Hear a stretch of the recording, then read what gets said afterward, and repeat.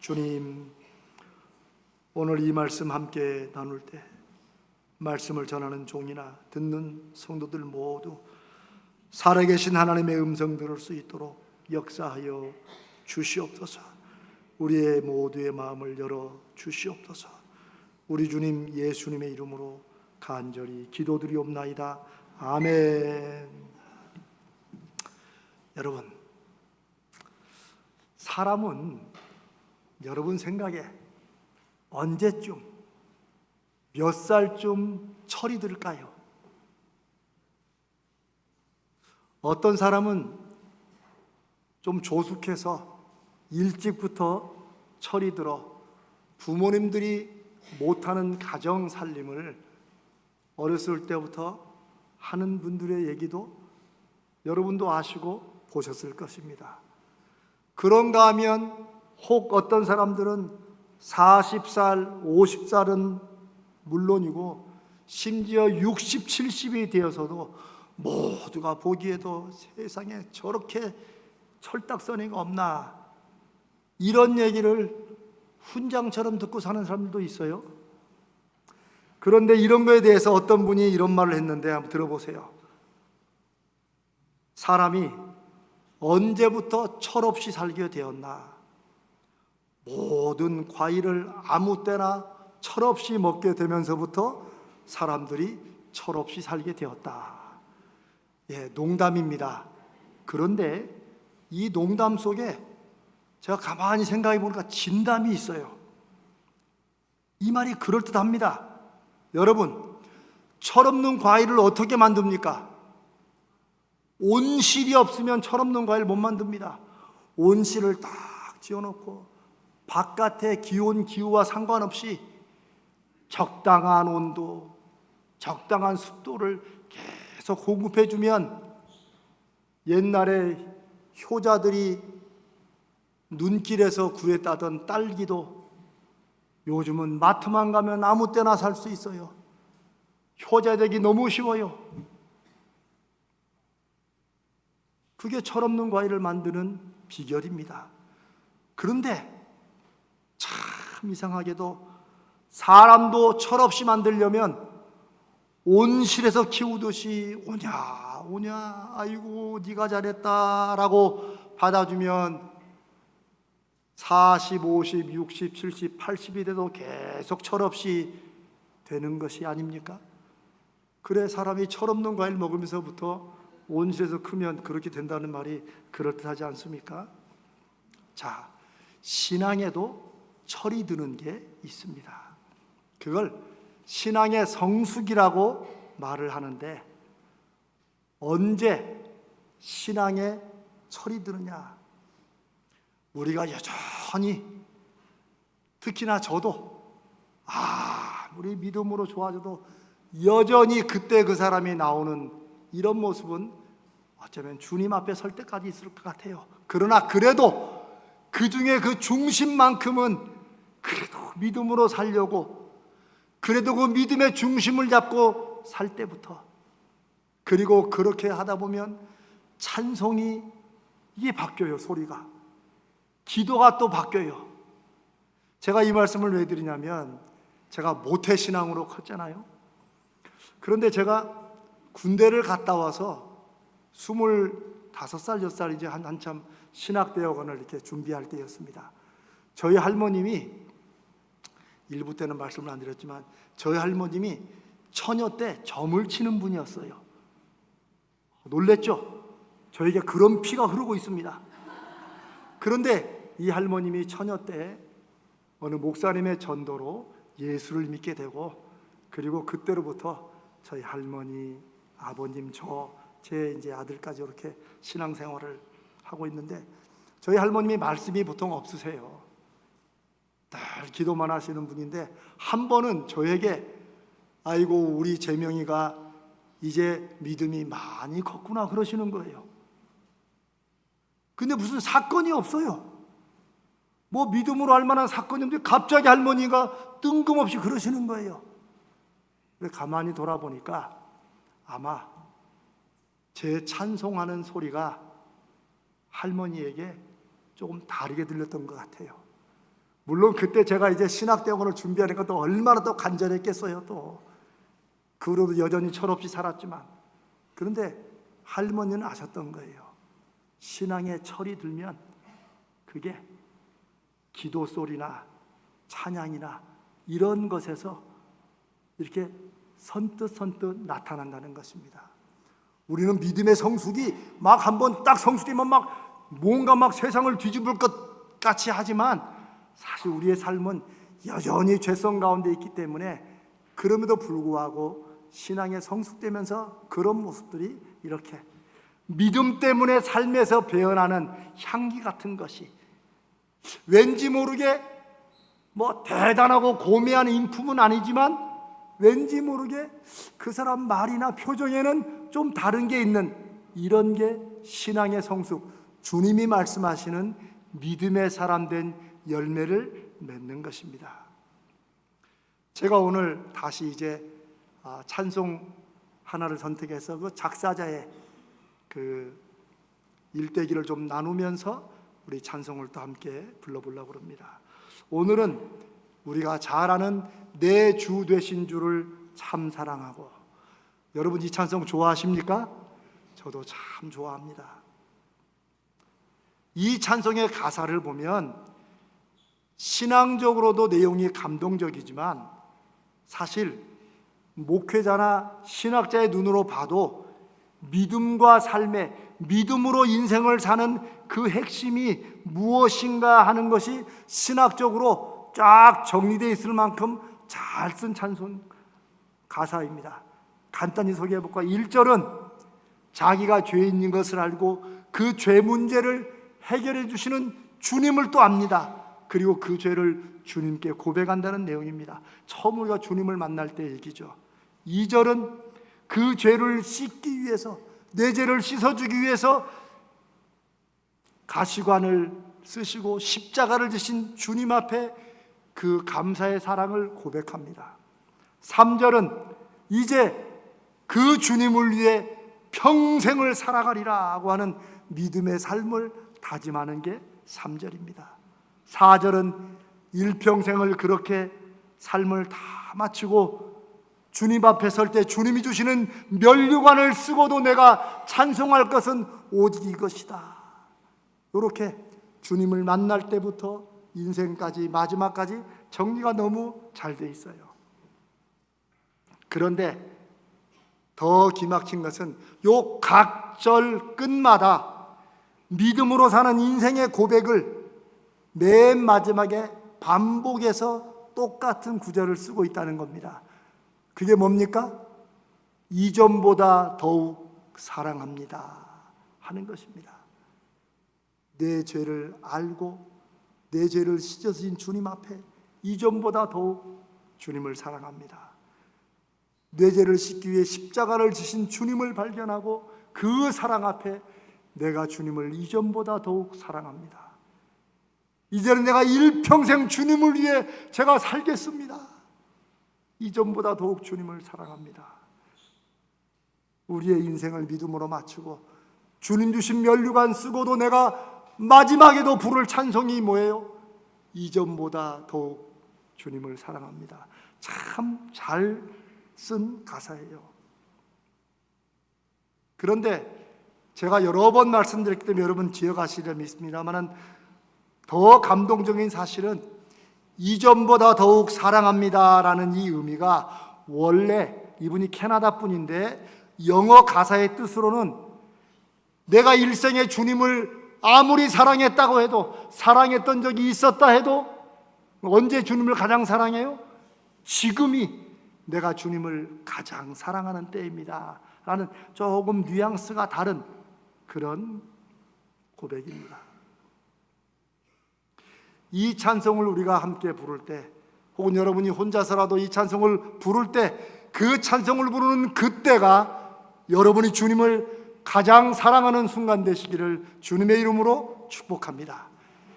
근데 이 찬송에는 놀라운 사연이 하나 담겨 있습니다. 이 찬송을 쓴 분은 캐나다 분인데 W.R. 페더스톤, 윌리엄 랠프 페더스톤이라는 분인데, 여러분, 이 기막히고 감동적인 이 찬송시를 이 페더스톤이 몇 살에 썼다고 생각되십니까? 오늘의 퀴즈 시간은 아니니까 한번 속으로 생각해 보세요. 나는 몇 살쯤이면 저런 찬송시를 쓰겠나?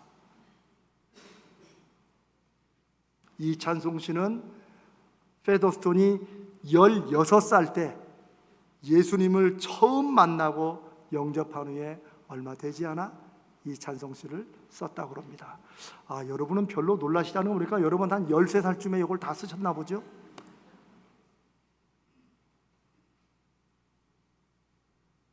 (16살) 어린 나이에 주님을 만나고 주님을 향한 믿음과 자신의 인생을 어떻게 살고 그 마지막 주님 앞에 서서 나는 무슨 찬송을 부르리라 했던, 이렇게 고백했던 이 페더스톤이 그 후로 11년 후인 27세의 나이로 주님의 부르심을 받고 세상을 떠나게 됩니다. 인간적으로는 너무 일찍 생을 마친 안타까운 삶입니다. 하지만 오히려 16살에 처음 주님을 만나고 그 감사와 감격의 믿음을 찬송시로 쓴 이 페더스톤이 그 후 11년의 짧은 인생을 어떻게 살았을지 자세히 알려져 있지는 않지만 우리는 짐작해 볼 수 있습니다. 누구보다도 알차고 빛나고 매 순간 내가 다른 어느 때보다 이 찬송시를 썼던 그때보다도 지금 내가 주님을 사랑합니다 하며 주님의 부르심을 받았을지도 모릅니다. 이런 페더스톤을 생각해 보면 사람의 인생의 가치는 얼마나 오래 사느냐에 달려 있는 것이 아니고 진심으로 어떤 인생을 사느냐, 어떤 열매를 맺으며 살아가느냐, 어떤 행복을 진심으로 누리며 살아가냐에 인생의 의미와 가치가 달려있다는 것을 새삼 돌아보게 됩니다. 어떤 분은 100년을 살아도 철없이 살아서 남들 10년 동안 할 만한 일도 제대로 못하고 인생을 마치는 사람도 있는가 하면, 이렇게 페더스톤 같이 27년 짧은 인생을 살았어도 1826년에 60몇 년에 이 찬송을 썼으니 지금 2025년을 봐도 벌써 150년, 60년 동안 수없이 많은 믿음의 사람들의 인생에 감동을 주고 그 인생을 믿음으로 바꾸게 하는 그런 영향력을 주는 존귀한 삶을 살 수도 있다는 것입니다. 내 주 되신 주를 참 사랑하고, 이 찬송은 요한복음의 마지막 장 21장의 제일 마지막 사건으로 기록되고 있는, 우리가 오늘 읽은 이 사건을 근거로 작사된 찬송입니다. 부활하신 주님께서 이제 마지막으로 갈릴리 바닷가에서 예수님을 3번씩이나 저주하며 부인했던 베드로를 만나는 사건이 바로 이 사건입니다. 그때 주님은 3번씩이나 똑같은 질문을 계속 반복하십니다. 베드로야, 네가 나를 사랑하느냐? 첫 번째 질문에는 네가 이 사람들보다 나를 사랑하느냐 하는 그 질문이 조금 더 붙여 있습니다. 이 말은 이 사람들이 나를 사랑하는 것보다 네가 나를 더 사랑하느냐라고 물으시는데, 이걸 생각해 보면 사실 베드로의 마음에 또 한 번 깊이 찔림이 되는 질문이 아닐 수 없습니다. 주님과 함께 했던 3년 동안 이 베드로와 제자들이 늘 경쟁하고 다퉜던 게 뭐예요? 누가 주님을 더 사랑하느냐로 다퉜어요? 아닙니다. 그런 생각을 하면 철이나 들었지요. 누가 예수님이 이 세상의 왕권을 가지시고 오시면 누가 그 밑에 두 번째냐? 이걸 가지고 계속 싸워 3년 내내. 여러분, 그러니 주님의 말씀이 귀의 마음에 들어왔겠습니까? 안 들어왔겠습니까? 아니, 여러분 너무 더우세요? 나 이거 시원한데. 사람이 무언가 하나에 잘못 꽂히면 천하 없는 말도 안 들어오는 게 이게 사람의 이치입니다. 계속 누가 주님 곁에 가까이 가면 저게 또 뇌물 쓰나? 저게 딴짓하나? 이런 눈치로 봤으니 주님의 말씀이 심지어 장로들과 제사장들에게 이제 고난을 받고 십자가에 죽으시고 부활하신다는 그 말씀이 귀에 들어올 리가 있겠습니까? 주님은 계속해서 3번씩 똑같은 질문, 네가 나를 사랑하느냐라고 물으시는 것은 베드로가 3번이나 주님을 저주하며 부인했기 때문에, 어쩌면 이 갈릴리 해변가에 올 때까지 베드로는 늘 자기가 얼마나 자격이 없는지, 자기가 얼마나 돌이킬 수 없는 죄를 저질렀는지, 이름만 수지자지 속된 말로 아무것도 아니라는 것을 얼마나 처절히 마음속에 느꼈을까요? 아마 일평생 잊지 못할 것이라고 스스로를 좌절과 절망 속으로 빠뜨렸을 것입니다. 그런데 주님께서 똑같은 질문을 3번씩이나 물으면서 3번씩 주님을 부인했던 베드로에게 다 잊어버려라, 용서해 주시는 그 뜻으로 3번씩이나 같은 질문을 하셨다고 그렇게 생각합니다. 그때마다 베드로의 대답도 똑같았습니다. 내가 주님을 사랑하는 줄 주님께서 아십니다. 제가 전에는 이 대답을 다르게 생각했는데 요즘에 저도 철이 조금 들어간 이걸 생각해 보니까 참 베드로는 이런 대답을 할 수밖에 없었겠다. 여러분, 누군가에게 엄청 잘못을 하고 딱 만났는데 그 사람이 다 받아주고 품어주면서 이런 질문을, 당신 그래도 나 사랑하지? 라고 물을 때 우리 중에 누군가 그럼 사랑하지? 이렇게 할 수 있는 사람이 누가 있을까? 그건 뻔뻔한 사람입니다. 요즘에 그런 사람이 무진장 많죠. 그런데 그나마 마음속에 일말의 양심이 있는 사람들은 네가 나를 사랑하느냐는 묻는 그 주님 앞에 자기 한 짓이 있으니까 그걸 어떻게 말하겠어요? 그러니 차마 내 입으로 사랑합니다라고 말은 못하고 내가 그래도 주님을 사랑하는 줄 주님이 아시지 않습니까? 모든 사랑의 처분도 주님께 맡기는 이런 마음을 아마 여러분은 이해하실 수 있을 것입니다.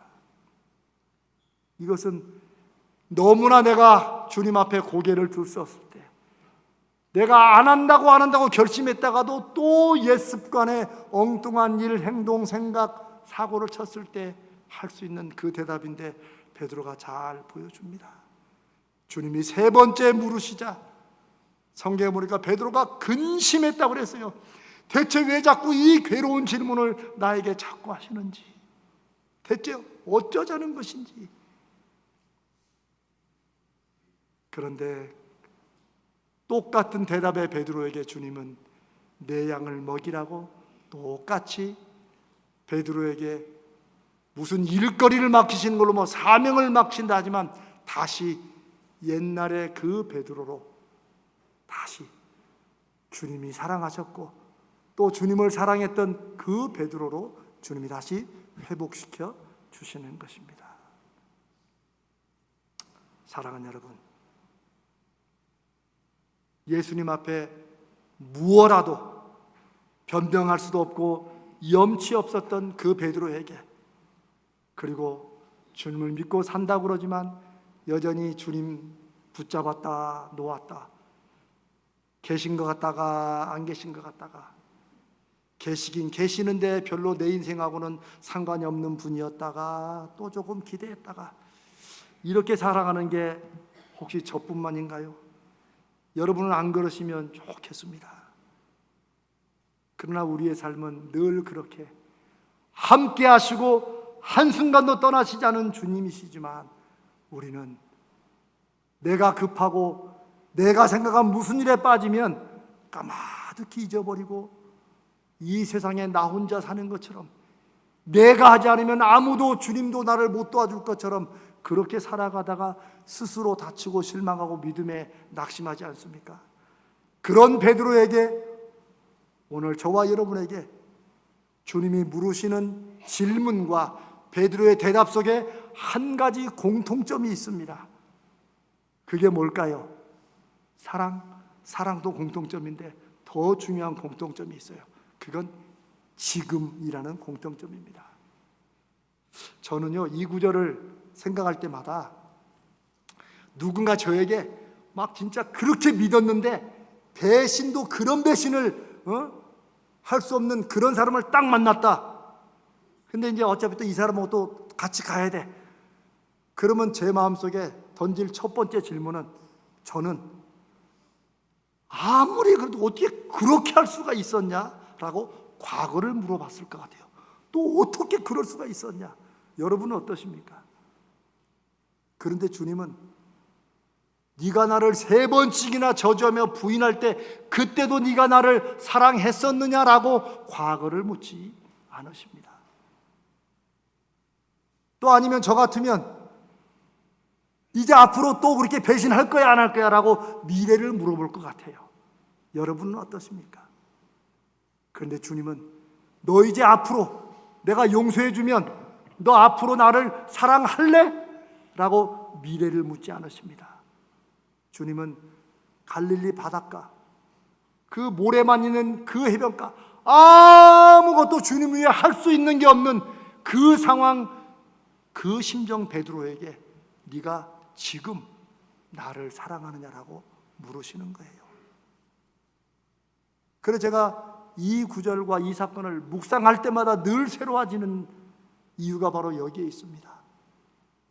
주님은 과거도 묻지 않으시고 미래도 묻지 않으시고 내가 아무것도 할 수 없는 그 지금 나를 사랑하느냐고 물으신다는 것입니다. 우리는 여러분 좀 그렇게 생각하지 않습니까? 예전에 그런 대답하는 분들이 많았어요. 아유 집사님 이거 이제 하시고 좀 앞으로 좀 교회를 위해서 주님의 봉사도 하셔야죠. 그러면 이제 많은 이 왔다리 갔다리 하는 분들이 그런 대답을 많이 했었어요. 목사님 제가 지금은 요것만 되면 하여튼 인천에 들어오는 배는 무진장만, 인천에 배만 들어오면 다 끝납니다. 옛날 허정강 씨가 뭐 그랬다고 합니다. 허정강 모르는 분들 많죠. 네, 그냥 잊어버리세요. 근데 많은 분들이 지금은 안 되고 요것만 되면 그러면 제가 이제 모든 걸 다 바쳐서 헌신하겠습니다라고 말을 많이 해요. 근데 그런 분은 일평생 지금은 안 되고 조금만 더 있으면 그러다 주님 만나러 갈 것 같아요. 믿음이나 인생이나 중요한 것은 주님 보시기에는 지금이라는 것입니다. 우리는 사랑의 약속을 하죠. 일평생 내가 당신을 그렇게 사랑할게. 그러나 많은 분들이 거기에 감동하지만 지혜를 깨달으십시오. 지금 사랑하지 않으면 미래 담보 못한다. 그러면 지금 사랑하는 증거 내놔라고 물어봐야 됩니다. 왜냐하면 사람은 현재가 삶입니다. 사람은 지금 살고 있는 것이 인생이지 미래를 꿈꾸며 살아가더라도 지금이 없으면 미래는 무의미한 것입니다. 하물며 지나간 과거에 매여 사는 것처럼 아무리 과거가 좋았든 아무리 과거가 힘들었든 과거에 매여 사는 것은 예수 믿는 사람에게 가장 어리석은 것이고 그건 불신앙이라고 할 수 있습니다. 그래 우리의 신앙은 나도 옛날에는 그랬었어가 아니고 나도 앞으로는 그렇게 할 거야가 아니라 내가 지금부터 그렇게 하겠습니다 라는 지금의 문제라고 이 사건이 오늘 저와 여러분에게 말씀하고 계시는 것입니다. 사랑하는 여러분, 어쩌면 베드로가 이전에 주님, 다른 사람은 다 주님을 버릴지라도 저는 결단코 주님을 버리지 않겠습니다, 이렇게 막 자신했던 때가 있었지 않습니까? 주님이 막 잡히시기 전에요. 너희들이 다 나를 버리려 하니까 베드로가 요때다 싶어서 그냥 도장 팍 찍어 놓으려고, 다른 사람은 다 버려도 저는 결단코 안 버리겠습니다 라고 미래를 얘기했지만, 그냥 현재 여종의 질문 3번에 그냥 무너지지 않습니까? 옛날에 베드로는 모든 학자들이 베드로의 그 대답은 최고의 대답이었다고 지금도 인정할 만한 대답. 너희는 나를 누구라고 하느냐라고 물으실 때 주는 그리스도시요, 하나님이 기름 부어 보내신 메시아요, 살아계신 하나님의 아들이십니다. 장화 퀴즈에 딩동댕이 나올 그런 대답도 멋지게 했지만, 어쩌면 베드로는 그때가 자기 인생과 신앙의 제일 클라이막스로 생각할지 모르지만, 주님은 지금 네가 나를 사랑하냐고 물으시고, 베드로가 그 뜻을 얼마나 알았는지는 모르지만 내가 주님을 그래도 사랑하는 줄 주님이 아십니다라고 똑같이 3번을 물으시고 대답을 합니다.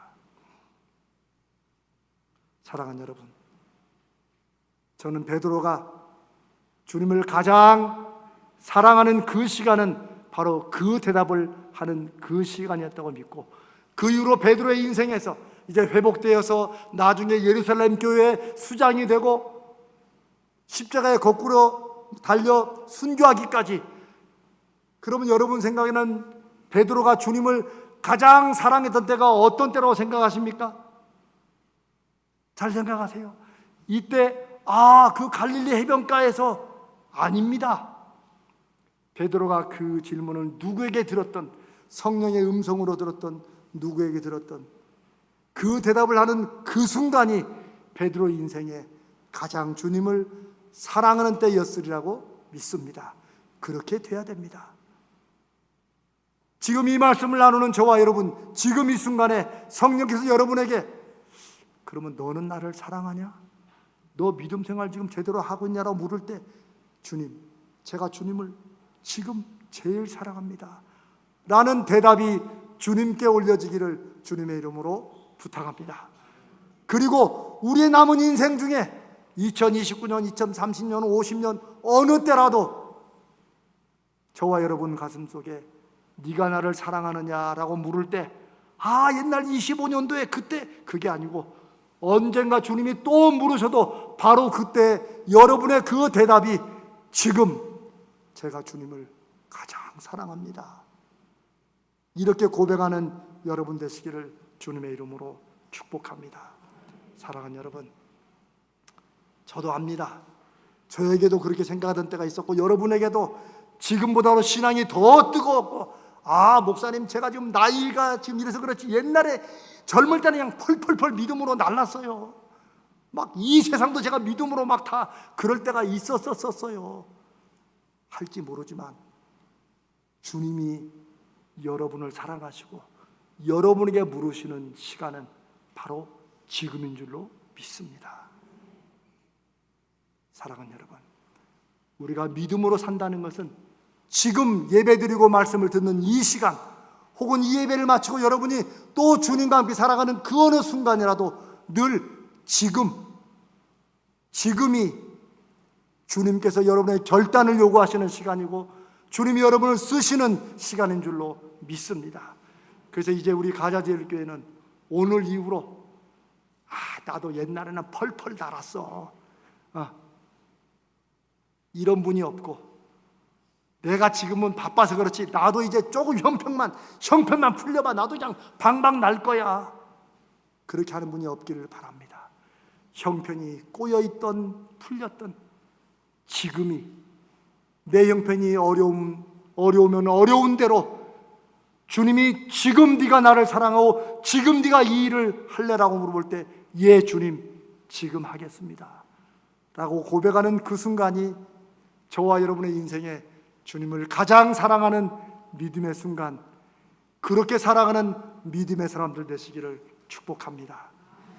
요즘을 철없는 시대라고 부르는 걸 어떤 분이 신문 칼럼에 사람들이 갈수록 뻔뻔해져서 그렇다고 합니다. 염치가 없다. 청렴할 염자에다가 부끄러울 치자예요.